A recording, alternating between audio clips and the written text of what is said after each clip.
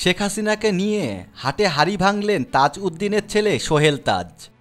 সোহেল তাজ তার verified Facebook পেজে হাটে হাড়ি ভাঙ্গার প্রথম পর্বে লিখেন, সৈয়দ আশরাফে 3টি জানাজা হবে শুনে তৎকালীন আওয়ামী লীগ সভাপতি এবং প্রাক্তন প্রধানমন্ত্রী শেখ হাসিনা বিরক্তি প্রকাশ করেছিলেন।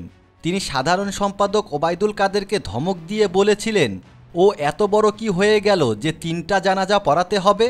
প্রতি উত্তরে কাচুমাচু করে ওবায়দুল কাদের আমতা আমতা করে জবাবে বলেছিল, নেতাকর্মীরা ওনাকে অনেক পছন্দ করে আর তাদেরই এ দাবি না মানলে সামলানো যাবে না।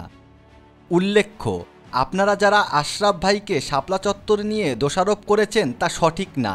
তিনি হয়তো কিছু কথা বলে থাকতে পারেন, কিন্তু সব সিদ্ধান্ত আসতো একেবারে উপর থেকে। হাটে হাড়ি ভাঙ্গা সিরিজ চলবে, এখন আমার পালা।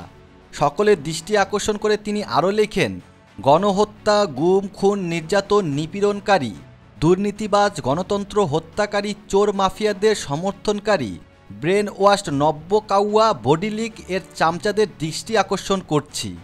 তিনি তার ভেরিফাইড ফেসবুক পেজে আরও লিখেন, নীতি আদর্শ বিচ্যুত খারাপ মানুষের প্রশংসা আমার প্রয়োজন নাই, আমি আপনাদেরকে চিনি।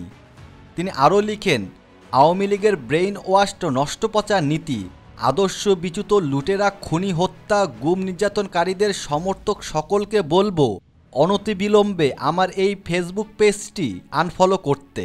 আর অনুরোধ থাকবে নিজের বিবেককে জাগিয়ে আত্ম উপলব্ধি, আত্মসমালোচনা করে অনুশোচনা করার।